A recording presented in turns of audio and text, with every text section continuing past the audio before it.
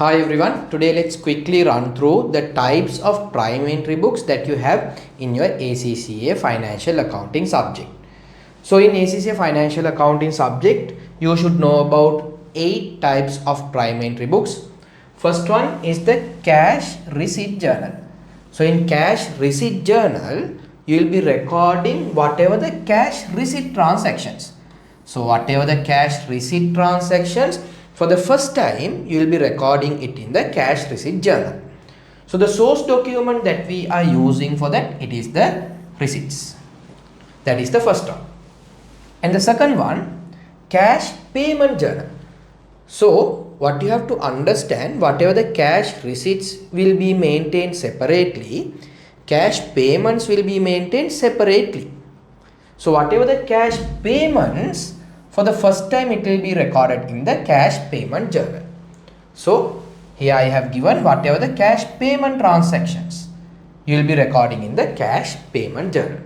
So what is the source document for that? It is the payment voucher. So that is the second one. So whatever the cash receipt in the cash receipt journal, whatever the cash payment in the cash payment journal. Next one. Third one is the petty cash journal. You know, in businesses, they will have small expenses, small payments. So these small payments will be recorded in the petty cash journal.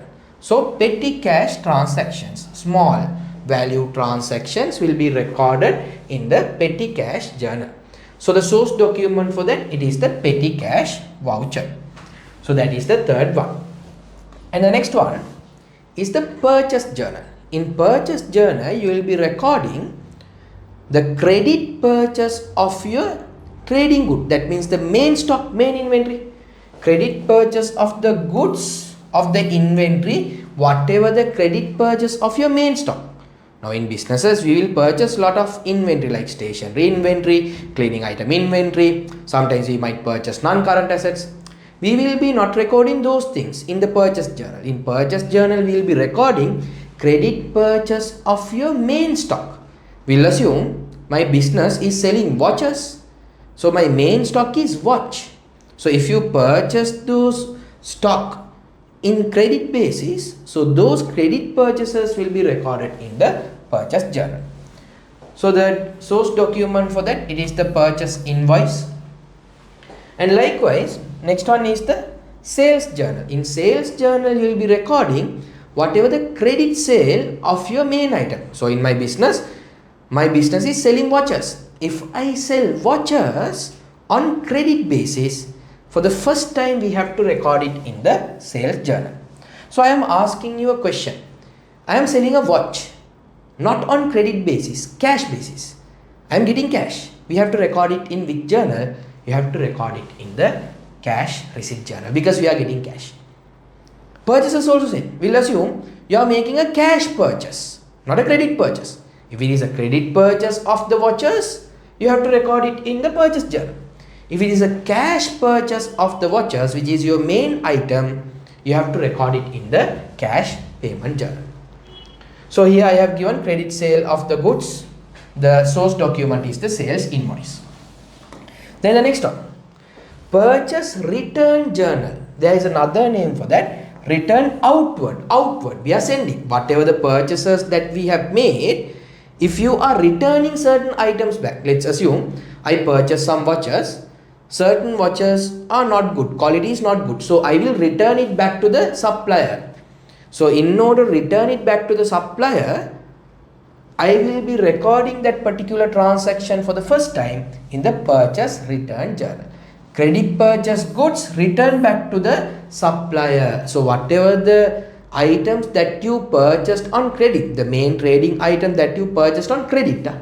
Normally we are assuming in accounting, we can return only the items that you purchased on credit in FA syllabus. Okay. So whatever the credit purchases, if you are returning back of your main trading item, if you are returning it back, you have to record it in the purchase return journal. The source document for that, it is the debit note.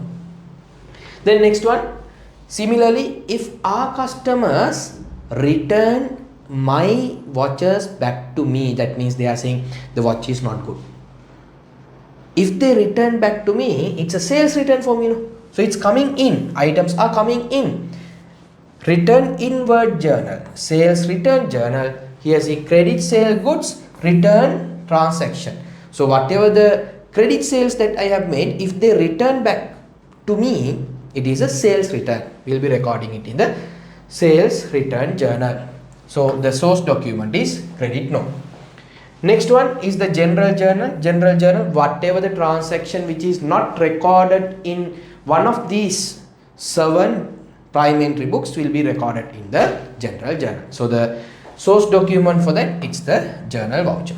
So 8 prime entry books. What are the prime entry books? First one, cash receipt journal. If you are receiving any cash for the first time, you will be recording it in the cash receipt journal. Second one, cash payment journal. The cash payments for the first time will be recorded in the cash payment journal. Small payments, petty cash payments for the first time will be recorded in the petty cash journal. Purchase journal, you will be recording whatever the credit purchase of the main stock, purchase journal. In sales journal, you will be recording whatever the credit sale of your main item, sales journal. Purchase return journal, if I return back any purchases of the credit purchases of the main item, we will be recording it in the purchase return journal. If my customers return back my items back to me, my sales are getting returned back to me, so that is recorded in the for the first time sales return journal. Any item which is not recorded in any of the above 7 journals that I mentioned, you have to record it in the general journal, like purchase of non-current asset on credit basis. If you pay money and purchase, it is cash outflow, so it will be recorded in the cash payment journal. If you purchase non-current asset on credit basis, then it will be recorded in the general journal. So these are the 8 prime entry books that you should know in your ACCA financial accounting subject.